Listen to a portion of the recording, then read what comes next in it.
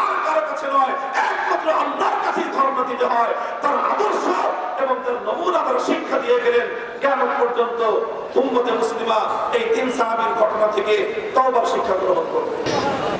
মোহতারাম হাজিরিন, এই সময়ে খুব লম্বা কোনো আলোচনা করার অবকাশ নেই এবং প্রয়োজন আমি মনে করছি না। আমার পূর্বেই আমার ভাই মাওলানা খালেদ সাইফুল্লাহ আইয়ুবী হাফিজাহুল্লাহ তিনি একটা বিষয়ে কথা বলতেছিলেন এবং আমাদের বুজুর্গানে দ্বীনের যারাই আমরা কিছুটা সোহবত লাভ করার সৌভাগ্য অর্জন করি, আমরা কোরআনে কারীমের এই আয়াত, সূরাতুল বারাআতের এই আয়াত আমরা তেলাওয়াত করি এবং এই আয়াতের মাধ্যমে আমরা অনুপ্রেরণা লাভ করি। ইয়া আইয়ুহাল্লাযীনা আমানুত্তাকুল্লাহা ওয়া কুনু মা'আস সাদিকিন। তাকওয়ার গুরুত্ব, আল্লাহকে ভয় করার, খাশিয়াতে ইলাহি হাসিল করার, তাকওয়া অর্জন করার যে গুরুত্ব, ফজিলত, তার যে প্রয়োজনীয়তা দুনিয়া এবং আখিরাতে সব জায়গায়, সেটা অনস্বীকার্য। এবং এই তাকওয়া হাসিল করার সহজতম পদ্ধতি এবং সর্বকালীন পদ্ধতি, সকল আম্বিয়ায়ে কেরামের দেওয়া পদ্ধতি হলো তাকওয়া হাসিল করার জন্য কোরআনী নুসখা, কোরআনের রাহনুমাই হলো যে আল্লাহ ওয়ালাদের সোহবতের চেয়ে তাকওয়া হাসিল করার জন্য সহজ এবং কার্যকর আর কোনো পদ্ধতি নাই। আলহামদুলিল্লাহ, এটা আল্লাহ পাক রব্বুল আলামিন কোরআনে কারীমে বর্ণনা করেছেন এবং আমাদের যারাই জীবনে অল্প বেশি আল্লাহ ওয়ালাদের সোহবত হাসিল করার চেষ্টা করেছি, ক্ষণিকের সোহবতও আমাদের জীবনে অনেক প্রভাব সৃষ্টি করে। আমি ব্যক্তিগতভাবে তার একজন প্রত্যক্ষ সাক্ষী যে আল্লাহ ওয়ালাদেরকে অনুসরণ করলে জীবনে কিরকম বরকত আসে। এমন ভাবে বরকত আসে মিন হাইসু লা ইয়াহতাসিব, যেটা আল্লাহ পাক নিজেই বলেছেন, ওয়া মান ইয়াত্তাকিল্লাহা ইয়াজআল লাহু মাখরাজান ওয়া ইয়ারযুকহু মিন হাইসু লা ইয়াহতাসিব।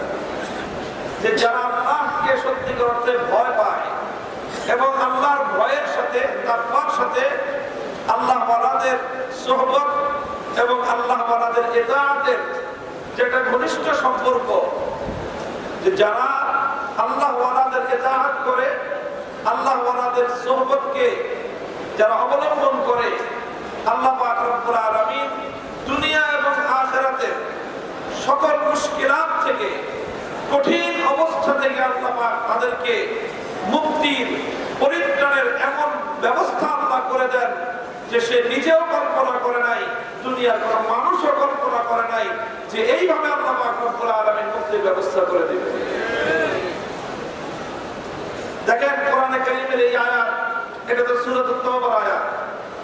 এই আয়াতের আগে যে ঘটনা আল্লাহ পাক রব্বুল আলামিন বর্ণনা করেছেন, এটা আমরা উলামায়ে কেরাম, তালাবা আমরা সকলেই জানি যে তবুক জিহাদের পরে তিনজন সাহাবী, হযরত কাব ইবনে মালিক, মুরাদ ইবনে রবি আর হিলাল ইবনে উমাইয়া রাদিয়াল্লাহু আনহুম, তারা তিনজন একটা বিপদে পড়ে গেলেন।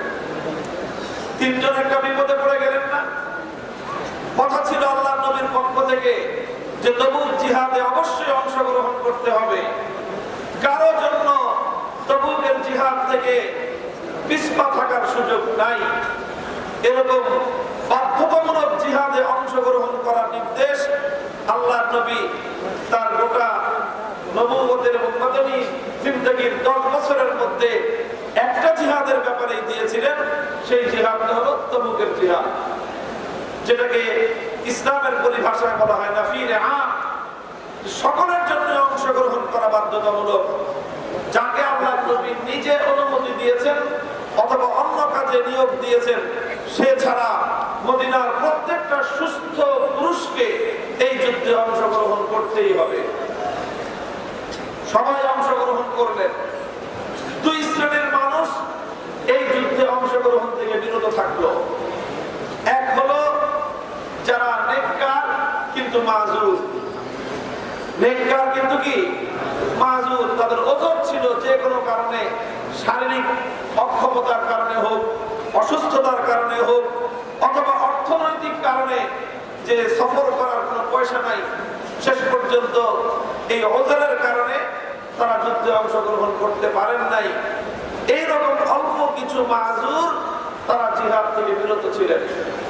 আরেক দল ছিল জিহাদ থেকে বিরত, এই সবগুলো হলো ভণ্ড মুনাফিক, যাদের কোনো ওজর ছিল না, যাদের কোনো যুদ্ধ থেকে জিহাদের অংশগ্রহণ থেকে পিছপা থাকার কোন ওজর তাদের ছিল না, কিন্তু তারা নানা রকম মিথ্যা অজুহাত তৈরি করে জিহাদে অংশগ্রহণ থেকে বিরত থাকলো।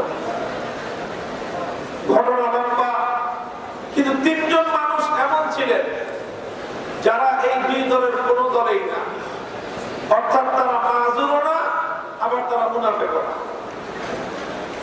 তারা খালেস ইমানদার, পাক্কা মুমিন, কিন্তু কোনো ওজর নাই।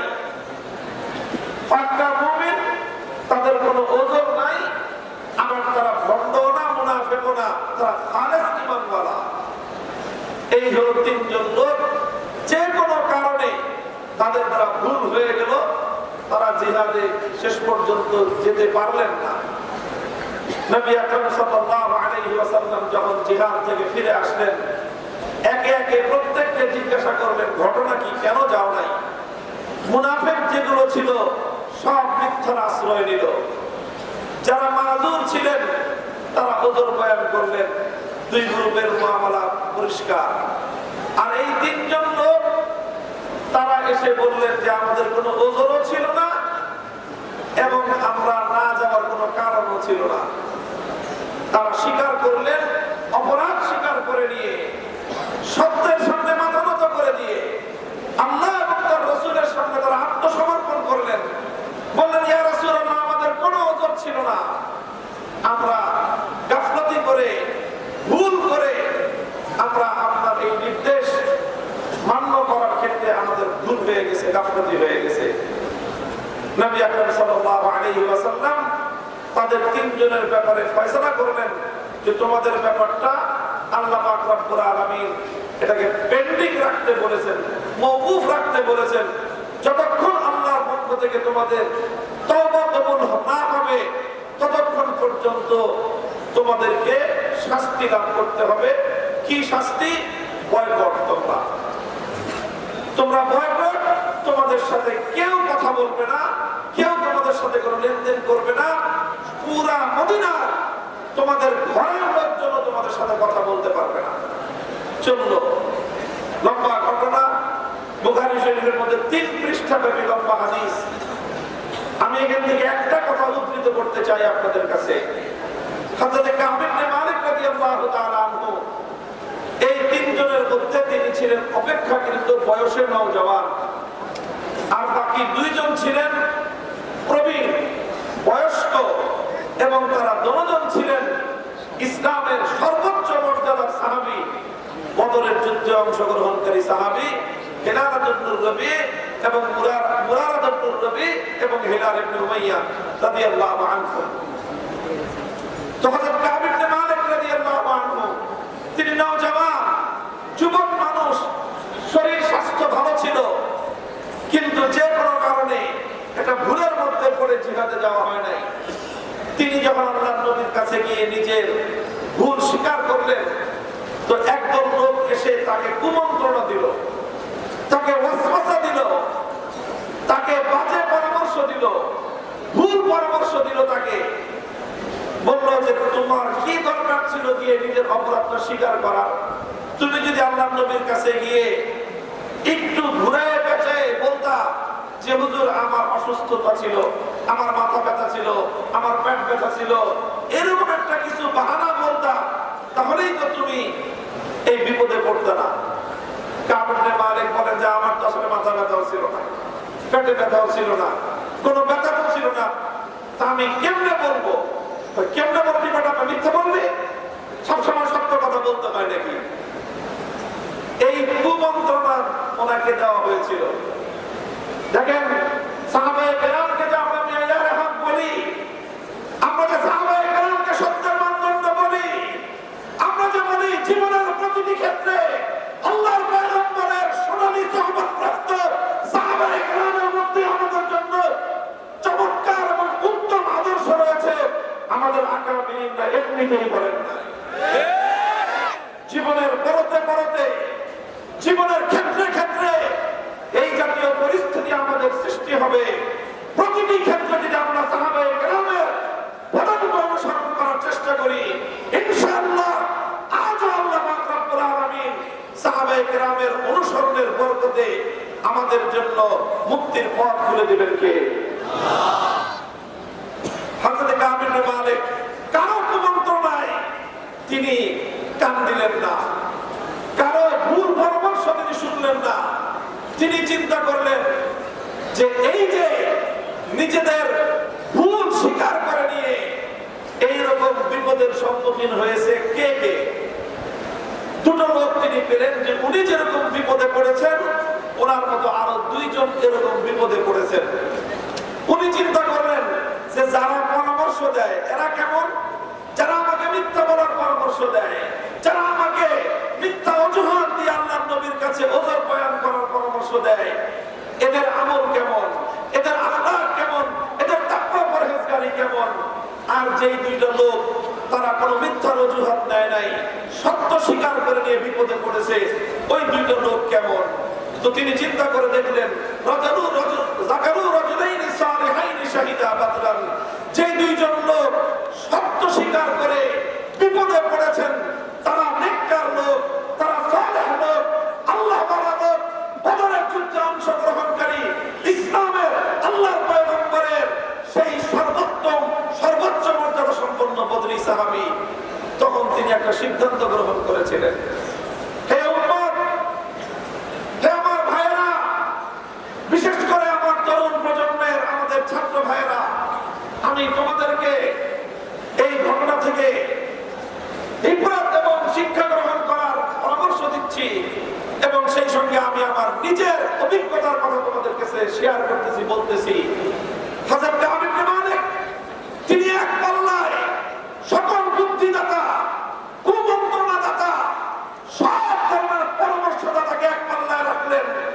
দুইজন আল্লাহর ওয়ালা সালেহ ব্যক্তির মতামতকে তিনি আরেক পাল্লায় রাখলেন। সমস্ত কুমন্ত্রণাদাতাদের পরামর্শের দিকে তিনি প্রত্যাখ্যান করে দুইজন আল্লাহ ওয়ালা ব্যক্তির আনুগত্য এবং অনুসরণকে নিজের জন্য কল্যাণকর মনে করলেন। এর বিনিময়ে কি হলো? এর বিনিময়ে 50টা দিন কষ্ট করলেন। 50টা দিন কষ্ট করলেন। পৃথিবী তার জন্য সংকুচিত হয়ে এসেছিল, কঠিন বিপদে ছিলেন, কিন্তু 50 দিন পর আল্লাহ এমন নিয়ামত দান করলেন, তিনজনের জন্য আল্লাহ কোরআনের আয়াত নাযিল করলেন। কিয়ামত পর্যন্ত দুনিয়ার মানুষ এই তিন সাহাবীর নামে কোরআনের আয়াত তেলাওয়াত করবে। কিয়ামত পর্যন্ত আনে ওয়ালা উম্মাহ সাহাবায়ে কেরামের কাছ থেকে ভুল হয়ে গেলে কিভাবে শুধরাতে হয়, কিভাবে সত্যকে গ্রহণ করে বিপদ থেকে উদ্ধারের জন্য আর কারো কাছে নয়, একমাত্র আল্লাহর কাছেই ধর্ম দিতে হয়, তার আদর্শ এবং তার নমুনা তার শিক্ষা দিয়ে গেলেন। কিয়ামত পর্যন্ত উম্মতে মুসলিমা এই তিন সাহাবীর ঘটনা থেকে তওবার শিক্ষা গ্রহণ করবে। আলহামদুলিল্লাহ, এই তিনজন ব্যক্তি উম্মতের জন্য মেয়ার হয়ে গেলেন, তওবার মেয়ার। এই তিনজন ব্যক্তি উম্মতের জন্য সত্যের মাপকাঠি দাঁড়িয়ে গেলেন এই ঘটনার মাধ্যমে। বন্ধুগণ, আমি যে অভিজ্ঞতাটা বলতে চাই আপনাদের কাছে, দেখেন আপনারা জানেন 2021 সালে মার্চ আর এপ্রিল মাসে আমরা কঠিন এক বিপদের মুখে পড়ে গেলাম। গোটা রাষ্ট্রযন্ত্রের সকল শক্তিগুলো আমার মতো একজন দুর্বল মানুষের উপর এমন ভাবে হামলে পড়লো, একটা মরা প্রাণীর উপর যেরকম আকাশ থেকে শকুনগুলো আর জমিন থেকে কুকুরগুলো যেমন হামলে পড়ে আমার উপর, আমি ব্যক্তির উপর সেইভাবে হামলে পড়লো। রাষ্ট্রের সমস্ত এজেন্সিগুলো, সমস্ত গোয়েন্দা সংস্থাগুলো, প্রশাসনের পুলিশ পদের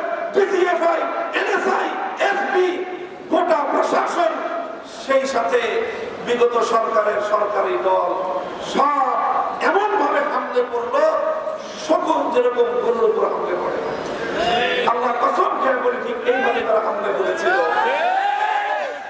পরিস্থিতির ভয়াবহতায় কল্পনা করতে পারি নাই যে এইরকম ভয়াবহ পরিস্থিতির কোনোদিন সম্মুখীন হওয়া লাগতে পারে। ওই কঠিন পরিস্থিতিতে পড়ে নিজেকে চিন্তা করলাম, কি করবো এখন? দিশেহারা হয়ে গেলাম। চিন্তা করলাম কি করণীয়। আল্লাহ পাক রব্বুল আলামিন একটা সাহায্য করলেন আমাকে। আমার অন্তরের মধ্যে আল্লাহ পাক কোরআনে কারীমের এই আয়াতকে আমার অন্তরে, তাই এই আয়াতের প্রতি আল্লাহ মনোযোগ নিবদ্ধ করে দিলেন যে মামুনুল হক, তুমি এই আয়াতের দিকে লক্ষ্য করো।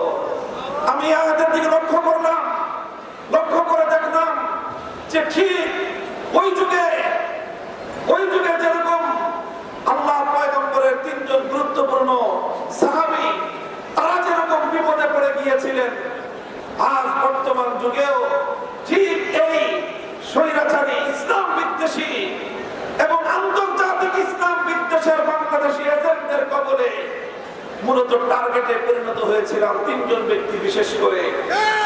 আমি লক্ষ্য করে দেখলাম এই তিনজনের রূপটা ঠিক ওরকম সাহাবীদের তিনজনের যে রকম একটা অবস্থা ছিল। ওই তিনজনের মধ্যে দুইজন ছিলেন বয়স্ক, একজন ছিলেন যুবক। আমি লক্ষ্য করে দেখলাম যাদেরকে টার্গেট করা হয়েছে বিশেষভাবে এখানেও তিনজন, এই তিনজনের মধ্যে দুইজন বয়স্ক, একজন যুবক। বয়স্ক দুইজন, রাজুলানি সালিহান, আল্লাহ রাজুলানি সালিহান। আহাদুহুমা জুনায়েদ বাবুনগরী ওয়াল আখার নূর হোসেন আল কাসেমি রাহিমাহুল্লাহু তাআলা রাহমাতান ওয়াসিআ ওয়া জাআলাল জান্নাতা মাওয়াহুমা। আমি দেখলাম যে আমার এই দুই বুজুর্গ, তাদের দুজনকে টার্গেট করা হয়েছে। তারা দুজন মুরব্বী, ক্লান্ত, বয়স্ক এবং আলহামদুলিল্লাহ তারা নেককার। এই যুগে যতটুকু নেককার মানুষ আমরা দেখি, তাদের চেয়ে উত্তম নেককার আমার চোখে আর এই যুগে তেমন কেউ নাই। আর আমি এক গুনাহগার বান্দা যুবক মানুষ। দেখলাম ওই সাহাবীদের মধ্যে দুইজন ছিলেন মুরব্বী, একজন যুবক। আমি চিন্তা করলাম ওই যুবক যেভাবে চিন্তা করেছিল আমারও ঠিক সেভাবেই চিন্তা করা দরকার। এখান থেকে আল্লাহ আমাকে সাহাবীদের হালাতের সাথে মিলে গেলে আল্লাহ আমার জন্য পরিত্রাণের ব্যবস্থা করবেন। আমি চিন্তা করলাম কাব ইবনে মালিক যেভাবে চিন্তা করেছিলেন যে আমার হালাত, আমার অবস্থা যেহেতু আমার পূর্বসূরি এই দুই বুজুর্গের সাথে মিলে গিয়েছে, তাওয়াক্কুলান আলাল্লাহ সিদ্ধান্ত গ্রহণ করলাম, যা হবে কল্লা যাবে, জীবন যায় জীবন যাবে, ইজ্জত যায় ইজ্জত যাবে, যা যায় সব কোরবানি করব, বাতিলের সঙ্গে মাথা নত করব না।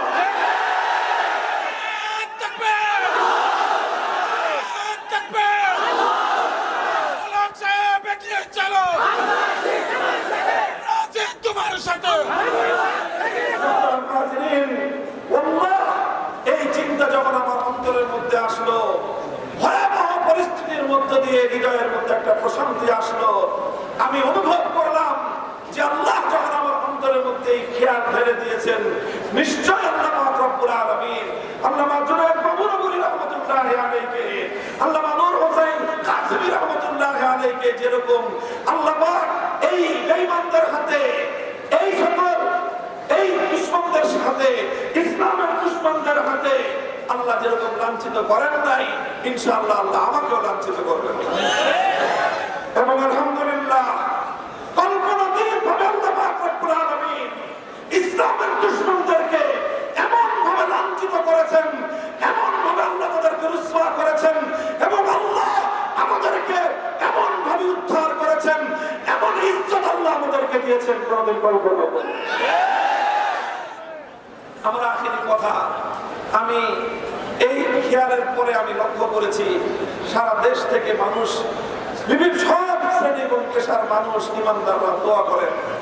আমি এই নানুপুরের প্রতি আরেকটা কারণে আমি রহিনে মিন্নাত বিশেষভাবে, হযরত আম্মা জান রাহিমাহুল্লাহ তিনি তখন হায়াতে ছিলেন, আমাকে হেলাল ভাই বলেছেন যে আমার আম্মা হযরত বয়স তোমার 90 এর উপরে ছিল।